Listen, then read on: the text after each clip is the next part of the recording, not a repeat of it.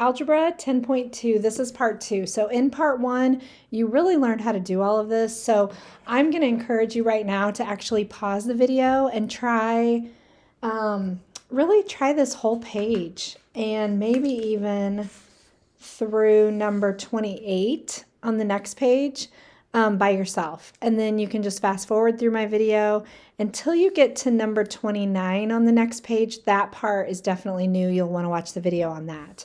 But this part, the whole first page and a little bit of the second, is just a little bit more support for you if you kind of forgot how to do the first part or need a little bit more practice. So go ahead and push pause now if you want to try this part.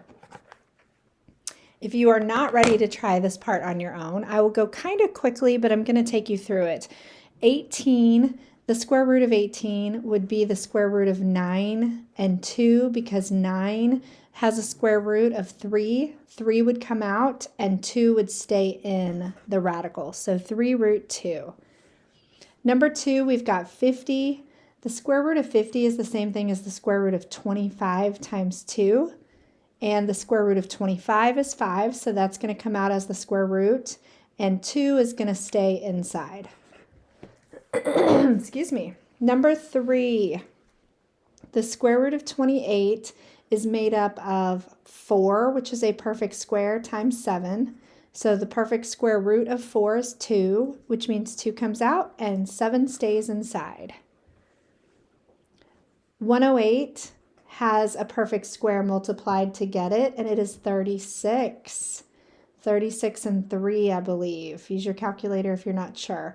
The square root of 36 comes out as 6 because that is the square root of 36, but 3 stays inside. All right, 45 is made up of 2 numbers being multiplied. One of them that is a perfect square is 9 times 5. So 9's perfect square root is 3. So 3 comes out and 5 stays inside the radical. So 3 root 5. I feel like I'm going really fast, but this should be a review. The square root of 80, let me think about that. I think 80 can divide by 16. Yes, 16 and 5. So you will do 16 times 5. The square root of 16 is 4. So 4 comes to the outside and 5 stays on the inside. 48 can be broken down into 2 things, and one of them would be 16 again, I think, 16 and 3. 16 times 3. So the square root of 16 is 4. 3 stays inside. 125, I like these. These are a little bit easy because you know it's probably 25. So 25 times 5, excuse me, 25's square root is 5. The other 5 that was there stays inside the radical. 5 root 5. I also like these. 200, anything that's times 100 is really simple and it goes really fast. So 200 is 100 times 2. The square root of 100 is 10. So 10 comes out and 2 stays in. The square root of 96, let me think about that. 96, it's probably 16 again. 96, 16 and 6, yes. So 16 times 6 is 96. The square root of 16 is 4. So 4 root 6. 147, what does 147 divide by? Probably 49? Yes, 49 and 3. 147 is 49 times 3. 49 comes out as 7. 7 root 3. I hope I told you this in the previous video. If I didn't, it might be a good idea across the top of your paper to list the perfect squares, like 1 times 1 is 1, 2 times 2 is 4, 3 times 3 is 9, 4 times 4 is 16, 5 times 5 is 25, 6 times 6 is 36, 7 times 7 is 49, 8 times 8 is 64, 9 times 9 is 81, 10 times 10 is 100. You can probably stop there, but if you have at least the first maybe 10 or 12 perfect squares written down, those are the numbers that you're trying to get to multiply each of these things by. So that's how I'm going so quickly, because when I see 300 right away, I know that one of them is 100. So I'm going to do 100 times 3. And I know that the square root of 100 is 10. So 10 root 3. Okay, here's where it gets a little tricky. I know we did some of these in part 1, but in case you forgot, if 3 is already on the outside, then anything we pull out from this radical gets multiplied by whatever's already outside. So I'm going to make this into 3 root whatever 12 is, 2 things being multiplied. One of them needs to be a perfect square. So I know to equal 12, I'm going to multiply 4 times 3. 4 is a perfect square. The square root of 4 is 2. So when we pull out the 2, it's going to get multiplied by the 3 that's already sitting outside waiting for it. So 3 times 2 is 6. And then the root 3 stays inside. So this is going to be 6 root 3. Okay, 5 is going to stay on the outside and get multiplied by whatever we pull out of 24. 24 is 4 times 6. The square root of 4 is 2, so I'm going to pull that 2 out, and when it comes out, it's going to get multiplied by the 5 that's already there. So this would be 10 root 6. Okay, remember from part 1 that in order to pull out variables, you have to have partners. You have to have 2 of them. So this is the same thing as saying 5 with x times x. So partners have to be, there has to be 2, and they get pulled out as just 1. Sorry, I've got a tickle here. Okay, so x comes out, but only one of them because their partners come out as only 1, and then the 5 stays inside. All right, 7's going to have to stay inside. Nothing times anything else equals 7 with a perfect square.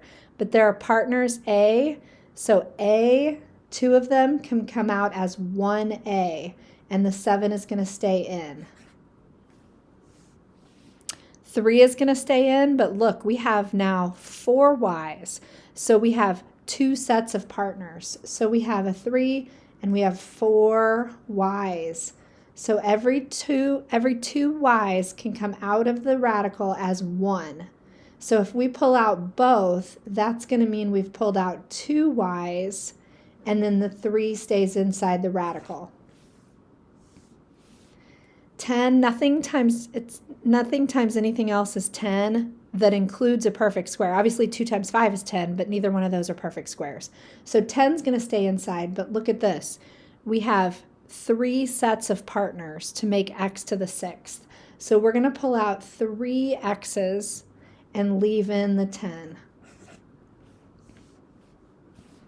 We're going to leave in the 2. But here's a tricky one. Okay, I'm going to work this one out and show you. We're going to leave in the 2, but we have R, R, and R. You can only pull out partners as 1. This does not have a partner, so you cannot pull it out. So it's going to stay in with the 2. So final answer on this one is R that came out, root 2, and R that stay in. Okay, this one, 5 is going to have to stay in, and we have... It's easier to visualize if I write it out. A. Okay, partners, this one's going to have to stay in. So we can pull out 2 A's, 2 sets of A's, and then we're going to leave in the 5 and leave in the other A that's lonely. All right, 27 does have a perfect square. It's 9. 9 times 3 is 27.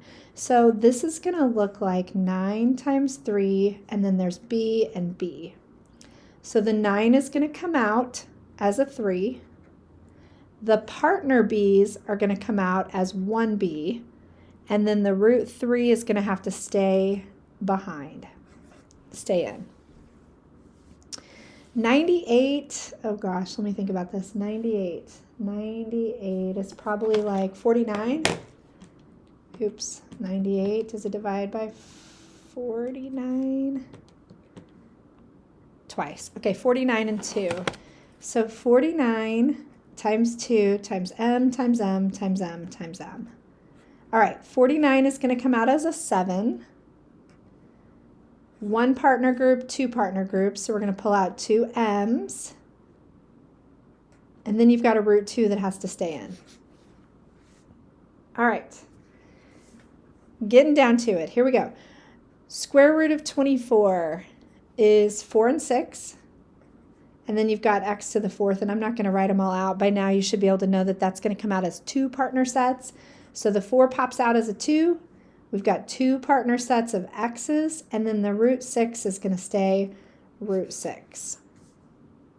72, I believe, is 36 times 2. And then you've got 3 x's, x to the 3rd. So the 36, we're going to pull out the 6 because the square root of 36 is 6. The 2 is going to have to stay in. I'm going to pull out 1 partner set of x's, but this x is going to also have to stay in because it doesn't have a partner. So 2 stayed in, and this other x also stayed in. All right, let's look at the next page. And again, you're probably, if you worked ahead and push pause, you're probably just checking your answers on these because these should be reviews for you at this point. Square root of 54 can be broken down into 9 times 6. And then you've got 5 a's here. So I'm going to pull out the square root of 9 as a 3. I'm going to pull out 2 partner sets of a's, so a squared. And then inside the radical, we're going to leave the 6 and the one lonely a. All right, 200. I love it when we have hundreds because I know that that's going to be 100 times 2. And I'm just going to leave it y to the 6th because I know that that 6 separated out is going to make 3 partner groups.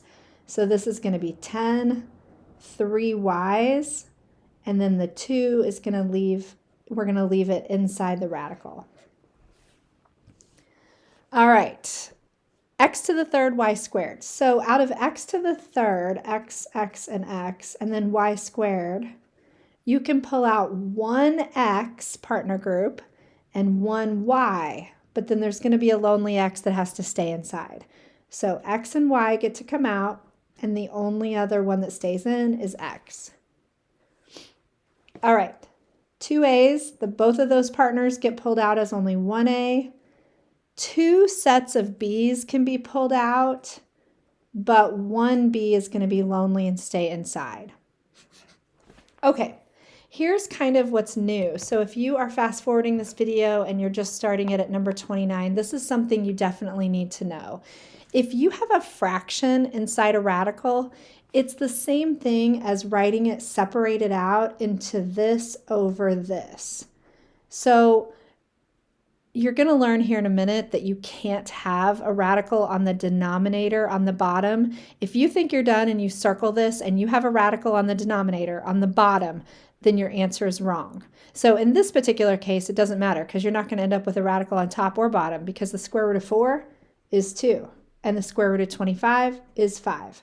So we're just left with the fraction 2/5. But if later, you're going to find here in a minute, that if you have a square root on the bottom, even if it doesn't come out evenly, you can't leave it like that. So we'll do some of those here in a sec. So these are going to come out really evenly, nicely. I won't make you separate these out, but I do want you to see that what we're doing here is we're just taking the square root of each one separately. It's important you understand that we can separate them, and that's the same thing as writing one big radical over the whole fraction. It's the same thing. And it's going to be necessary to know that here in a minute. But in this case, the square root of 64 is 8. The square root of 9 is 3. So the fraction answer is 8/3. The square root of 9 is 3. See, I'm skipping this step now. The square root of 16 is 4. So we're good with 3/4. The square root of 49 is 7. The square root of 25 is 5. So we're good with 7/5. All right. The square root of 4, let's do this here. Let's go ahead and separate them. Square root of 3 on top, square root of 4 on bottom. All right, this one's going to end up okay because the square root of 3 can't be simplified. There's no number that you can multiply that's a perfect square on the inside of here to be able to pull anything out. So square root of 3 is just going to be square root of 3. And it's okay to have a radical in the numerator, in the top of a fraction. It is not okay, it is not simplified if you have a radical in the bottom, which that's perfect because the square root of 4 is actually 2. So now we no longer have a square root on the bottom, so this answer is good. Same thing here. Square root of 5 on top, but the square root of 9 can be taken away and made just 3. No radical on the bottom, so we're good. Square root of 5 on top. Square root of 36 is 6. No radical on the bottom, so our answer is good.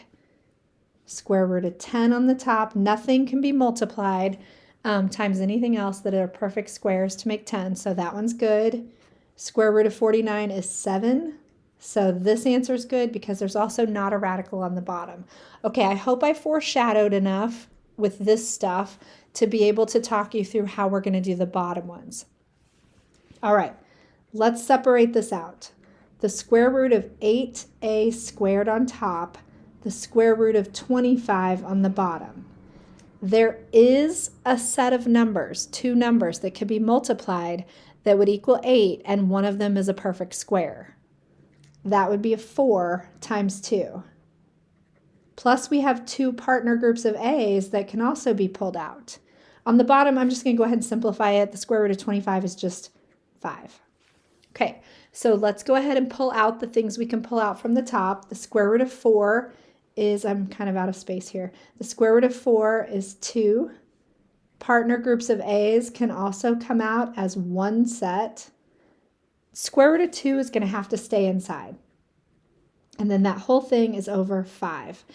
Now, we are done, and I'm going to go ahead and circle this problem, but I do want you to know something that's in the future, not in this lesson, but later. The things that are on the outside of the radical symbol, so if I cover up the radical symbol, if any of these could be simplified, you have to do it. For example, this is 2/5, but if it was 2/6, you would change it to 1/3. So you're looking at the fraction and trying to make sure it's completely simplified. So 2/5 is, so we're good. Excuse me. Okay, separate this out again. So we've got 12. Let's go ahead and separate it now. 12 can be broken down into 4 times 3. And you've got your 2 y's. On the bottom, let's go ahead and just pull it out now. The square root of 49 is 7. So last step, we're going to pull out the 4. The square root of 4 is 2. We're going to pull out a partner group of y's as 1 y. And then the 3 is going to stay inside the radical. And we've got a 7 on the bottom. Again, check to make sure that if you have something like 2/7, you could simplify it if you can, but you can't. 2/7 is already simplified. So we're done. All right, 1/5. Square root of 1 over the square root of 5. Here's where it gets in another layer deep. So up here, square root of 25 came out evenly, 5. We were done. Square root of 49 came out 7. We were done. This one is not a perfect square. So here's the new lesson for this, which you really need to be able to understand, and there's problems like this on your practice. You can't have a radical in the bottom, in the denominator. Can't have it. This is not considered simplified. So the only way to get rid of it is by multiplying our entire fraction by 1. And the reason I say by 1 is because anything times 1 doesn't change it. It's still just the same thing it was. It's just being multiplied by 1, so it's the same. It's itself. But I'm going to make the 1 not look like a 1. I'm going to make it look fancy. I'm going to make it the denominator over itself. Okay. Don't lose me here. I've got to explain.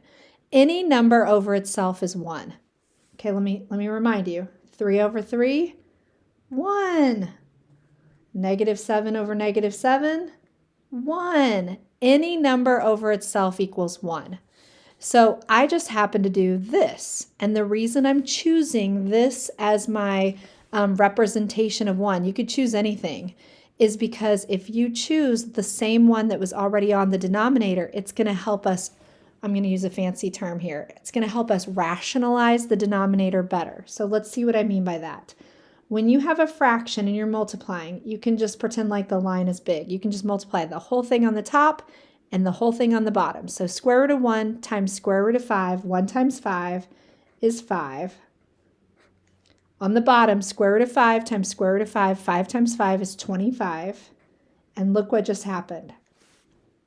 Now the square root of 25 will get rid of the radical symbol because the square root of 25 comes out evenly as 5. So we have now the square root of 5 over no longer is there a radical in the denominator. So we have rationalized the denominator in order to get rid of the radical symbol. And I didn't change anything. I just multiplied it by 1, but in this particular form. So let's try a few more of these to make sure that you understand. 1/7 is the same thing as square root of 1 over square root of 7. Can't have a radical in the denominator, and there's nothing that we can pull out of 7. So we're going to multiply by 1, but in the form of the denominator over itself. So square root of 7 over square root of 7. And when you multiply, you're just going to go straight across, in case you forgot how to multiply fractions. 1 times 7 is 7, so we've got square root of 7. 7 times 7 is 49, so we've got square root of 49. And look what just happened. Square root of 7 is going to stay square root of 7, but square root of 49 is 7 itself. So we have rationalized the denominator, and it no longer has a radical on the bottom. Okay. Actually, if you're ready to try a few, maybe push pause anytime that you think you're ready, and 41 and 42 would be a good one to try on your own. If you're not ready, I'm going to keep going with you. So this is the same thing as square root of 3 over square root of 2. Can't have a square root in the denominator, so we're going to multiply by square root of 2 over square root of 2.